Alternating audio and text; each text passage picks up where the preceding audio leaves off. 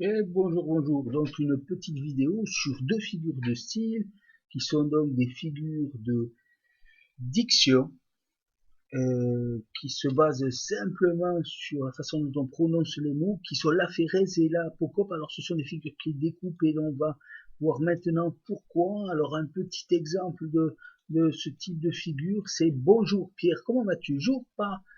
Bien et toi? Bien merci. Viens, je t'ai préparé ton petit déj. Alors, je ne sais pas si vous les avez remarquées, ces figures, tant elles sont euh, habituelles dans le langage quotidien, peut-être, peut-être pas. Alors, la phérèse, pour elle, c'est l'effacement d'un son, une lettre ou une syllabe en début de mot. Par exemple, jour pour bonjour.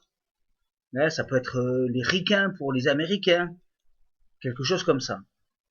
Il y a aussi l'apocope, qui est donc tout simplement l'inverse, c'est-à-dire enfin, plutôt l'opposé, hein, c'est l'effacement d'un son, syllabe ou lettre à la fin d'un mot. Et là, un petit déj pour un petit déjeuner. On a aussi, par exemple, le ciné pour le cinéma, on a la télé pour la télévision. C'est très courant parce qu'on a tendance à raccourcir les mots qu'on emploie très fréquemment. Ou le métro pour le chemin de fer métropolitain. Voilà, donc ça c'est bien plus court et on se fait comprendre. Un petit cadeau, la syncope. Alors qu'est-ce que c'est que la syncope?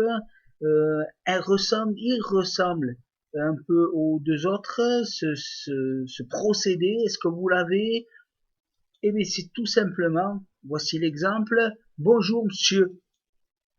Donc vous savez ce que c'est l'effacement, une syncope d'un son, une lettre ou une syllabe à l'intérieur d'un mot. Et c'est bien évidemment une figure de style que l'on retrouve dans le langage familier. C'est plus un procédé de langage qu'une figure en elle-même, mais c'est cassé dans les figures de style que l'on utilise peu. Hein.